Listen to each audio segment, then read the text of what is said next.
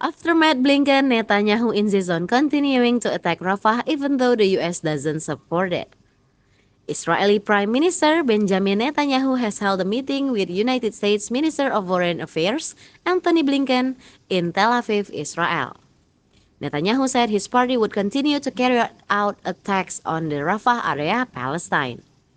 We have no way to defeat Hamas without entering Rafah and eliminating the remaining battalions there, Netanyahu said, as reported by AFP Friday, March 22, 2024.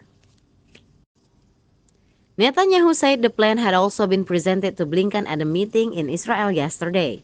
He said Israel would continue to attack Rafah even without the support of the United States as an ally. I told him that I hope to do that with the support of the United States, but if necessary, we will do it alone, Netanyahu said.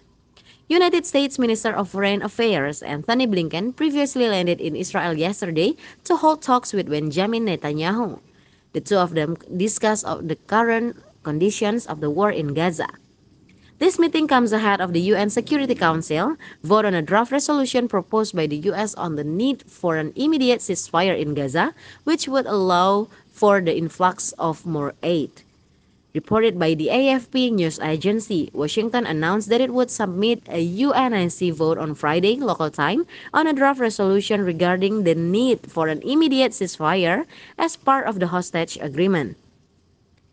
The US has repeatedly used its veto power to block ceasefire resolutions in Gaza.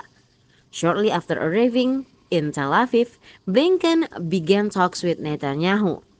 Pressure on the Israeli leader from Washington and other allies has increased in connection with Israel's war against Hamas in Gaza. Earlier, the Israeli government stated that it was continuing military operations for the fifth day at Al-Shifa Hospital, the largest medical facility in the besieged Gaza region.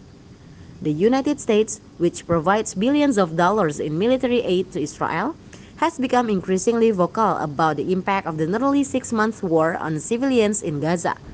Israel has pledged to send troops to Gaza's southernmost point, Rafah, to fight Hamas militants there.